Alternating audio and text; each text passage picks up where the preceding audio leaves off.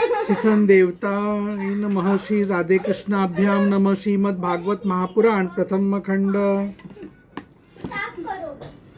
प्रह्लाद उवाच मर्तिन कृष्णं परतम स्वतो वा मिथो बिपद्येत गुरुभावात नाम अदांत गोपित वीर्षिताम तस्मिस्त्रम पुन्नम पुनश्चर्वित चर्वराना नाम। प्रह्लाद जी ने कहा, पिताजी, संसार के लोग तो पिसे हुए को पीस रहे, चबाए हुए को चबा रहे हैं। उनकी इंद्रियां वश में न होने के कारण वे भोगे हुए विषयों को ही फिर भोगने के लिए संसार रूप घोर नरक की ओर जा रहे। ऐसे गृहासक्त पुरुष की बुद्धि अपने आप किसी के सिखाने से अथवा अपने ही जैसे लोगों के संग से सन भगवान श्री कृष्ण में नहीं लगती। न ते विदुअम स्वार्थगत्यम ही विष्णुअम दुराशया ये भरता मानिनम यंद्रारूपनया माना वाची सत्ता मुरुदामनी बद्धाम। जो इंद्रियों से दिखने वाले ब्राह्म्य विषयों को परम इष्ट समझकर मूर्खतावश अंधों के पीछे अंधों के तरह गड्ढे में गिरने के लिए जा रहे हैं और वेदवाणी रूप रस्सी के काम्य कर्मों के दीर्घ बंधन में बंधे हुए, उनको ये बात मालूम नहीं कि हमारे स्वार्थ और परमार्थ सन भगवान विष्णु ही हैं। उन्हीं की प्राप्ति से हमें सब पुरुषार्थों की प्राप्ति हो सकती है। नेशाम मस्तात वधुरुक्रामार्गिरियम सपुरुषोत्तन्यवार्ता प्रगमो यदर्थम महिषाम पादरोजभिषेकम निशिकच्चनानम मन वृणित यावत्। जिनकी बुद्धि सन भगवान के चरण कमलों का स्पर्श कर लेती है, उनके जन्म मृत्यु रूप अनर्थ का सर्वथा नाश हो जाता है। परंतु जो लोग अंकिंचन भगवत प्रेमी महात्माओं के चरणों की धूल में स्नान नहीं कर लेते, उनकी बुद्धि काम्य कर्मों का पूरा सेवन करने पर भी वह भगवत चरणों में का स्पर्श नहीं कर सकती। इत्युक्तो परतम पुत्रम हिरण्यकश्यपु रुषा अंधीकृतात्मा सौरो निसर्यत महितले। प्रह्लाद जी इतना कहकर चुप हो गए। हिरण्यकश्यपु ने क्रोध के मारे अंधा होकर उन्हें अपनी गोद से उठाकर भूमि पर पटक दिया। आरमर्षा प्रपाविष्टम कश्याम भूतलोचनम वध्यातम शव्यम वध्यो निसार्यत निश्रिताम। प्रह्लाद जी की बातों को वह सह न सका। रोष के मारे उनके नेत्र लाल हो गए। वह कहने लगा, दैत्यो, इसे यहाँ से बाहर ले जाओ और तुरंत देखो, अयम मते भ्रातरा सोयम हित्वा स्वान सुहोदम पितृअनंतरियम पादो विष्णुदासो पदवर्दचिति। देखो तो सही, जिसने इसके चाचा को मार डाला, अपने सुखद स्वजनों को छोड़कर यह नीच दास के समान उसी विष्णु के चरणों की पूजा करता है। हो न उसके रूप में मेरे भाई को मारने वाला विष्णु ही आ गया है। विष्णु और वासाधवो सो कीमर करिष्यताम संजसम सोहदम मधुसत्यजम पितुराध्य पंच महायनम। अब ये विश्वास के योग्य नहीं है। 5 बरस की अवस्था में ही जिसने अपने माता पिता के दुस्तज्य वात्सल्य स्नेह को भुला दिया, वह कृतज्ञ भला विष्णु की क्या हित करेगा। परोपपत्यम हितकृदोषोदम स्वदेजामयावतु सुहितम छिन्द्यात्म दंगम यदुताम हितम शेषम सुखम जीवति यदि वर्जनात्। कोई दूसरा भी यदि औषध के समान भलाई करे तो वह एक प्रकार से पुत्र ही है, पर यदि अपना पुत्र भी अहित करने लगे तो रोग के समान वह शत्रु है। अपने शरीर की किसी अंग से सारे शरीर को हानि होती हो तो उसे, क्योंकि उसे काट देने से शरीर सुख से ही सकता है। सर्वरूपारंतव्यम संभोजन आसनेयम सुंगलिधरंगम शत्रुमूर्णो दुष्टमेव इंद्रियनम। यह स्वजन का बाना पहनकर मेरा कोई क्षत्रिय आया है। जैसे योगी के भोलोलूप इंद्रियां उसके अनिष्ट करती है, वैसे ही यह मेरा अहित करने वाला है। इसलिए खाने, सोने, बैठने आदि के समय किसी भी उपाय से इसे मार डालो। नेशात्रस्ते समादिष्टा भद्रावेशुल पानेयम तिगम्म दृष्टकरालयस्तराम शुरुत्रोरुहाम। जब हिरण्यकशिपु ने दैत्यों को इस प्रकार आज्ञा दी, तब तीखी दाढ़, विकराल बदन, लाल लाल दाढ़ी, मूछ एवं केशव वाले दैत्य हाथों में त्रिशूल ले लेकर इस प्रकार बड़े जोर से चिल्लाने लगे। प्रह्लाद चुपचाप बैठे हुए थे और दैत्य उनके सभी मर्म स्थानों में सूल से घाव कर रहे थे। नंद तत्व भैरवनादिचनी बिंदती वादिनम आसीनम चाहनन्न शूल्यम प्रह्लादम सर्वर मर्मसु परे ब्राह्मणे निर्दशे भगवत्य किलात्मनि युक्ततामन्य फला आसन्य पुनसेव सतकृत्याम।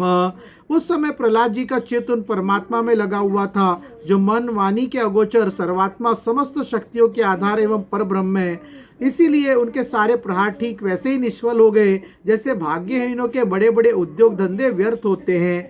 प्रहापायते तस्मिन् दैत्येन्द्रं परिशक्तियं चकार तदोप्यार निर्बंधेन युधिष्ठिर।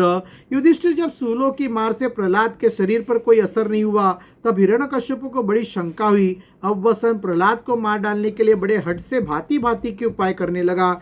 दिगर्जदंदु शुकेश अभिरचारवात पातनेयम मायाभियम सनिर्देश गरुदना भोजनेयम। उसने उन्हें बड़े बड़े मतवाले हाथियों से कुचलवाया, विषधर सांपों से डसवाया, पुरोहितों से कृत्या राक्षसी उत्पन्न कराई, पहाड़ की चोटी से नीचे डलवा दिया, शंबासुर से अनेकों प्रकार की माया का प्रयोग करवाया, अंधेरी कठोरियों में बंद कर दिया, विष पिलाया और खाना बंद कर दिया। हिमव्यग्नासलिलियम पर्वतकरामरोपी न शशाक यदा हंत पापाम असुरम सुतम चिंताम दीर्घतमाम प्राप्त सत्कृतम नाभ्यपद्यत। बर्फीली जगह दहकती हुई आग और समुद्र में बारी बारी से डलवाया, आंधी में छोड़ दिया तथा पर्वतों के नीचे दबवा दिया, परंतु इनमें से किसी भी उपाय से वह अपने पुत्र निष्पाप सन प्रहलाद का बल भी बाका न कर सका। अपनी व्यवस्था देखकर हिरण्यकश्यप को बड़ी चिंता हुई। उसे प्रहलाद को मारने के लिए और कोई उपाय नहीं सूझ पड़ा। एशे में ब्रह्म साधुक्तो वधोपायश्च निर्मिताम तस्तेतरदा सद्दमर्मुक्तम सोनेव तेजसा। वह सोचने लगा, इसे मैंने बहुत कुछ बुरा भला कहा, मार डालने के बहुत से उपाय किए, परंतु ये मेरे द्रोह और दुर्व्यवहारों से बिना किसी की सहायता से अपने प्रभाव से ही बचता गया। वर्तमानो विदुरे वे बालोप्यजाधीर्यम न विस्मरति मेनार्यम शुने शेप इव प्रभुअम।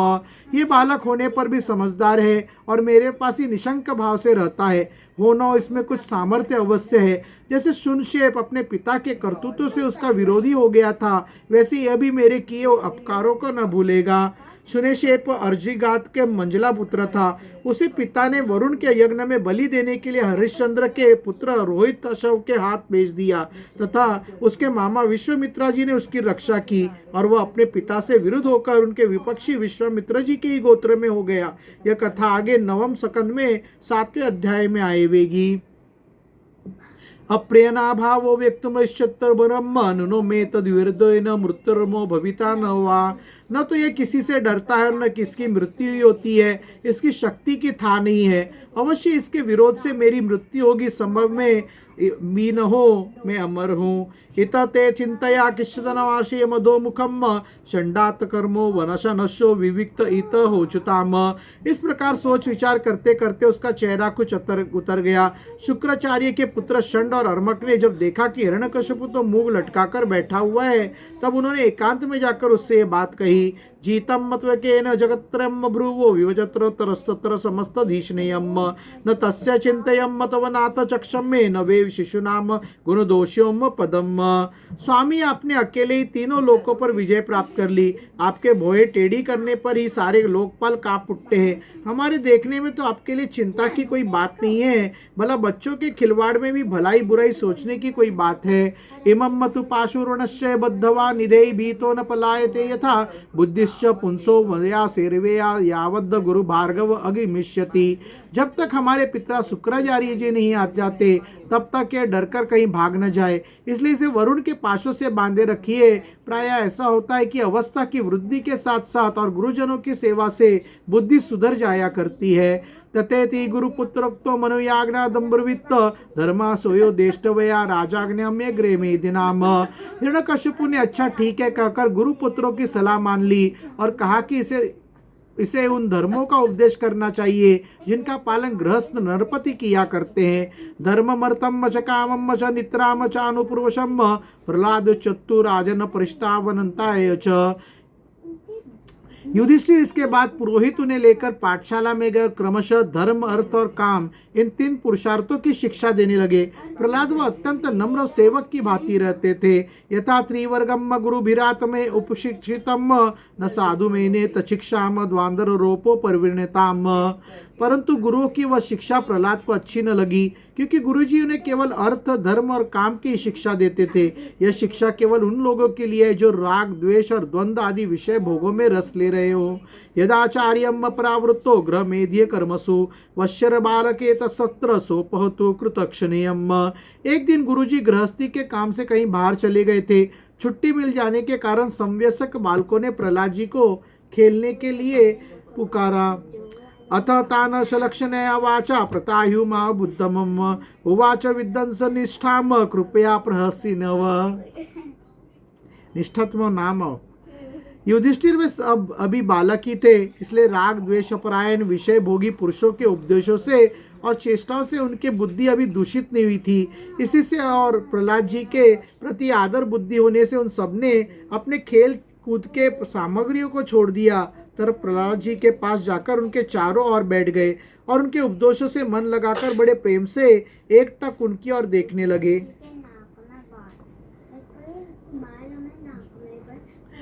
सन भगवान के परम प्रेमी भक्त सन प्रहलाद का हृदय उनके प्रति करुणा और मैत्री के भाव से भर गया तथा वे उनसे कहने लगे, ते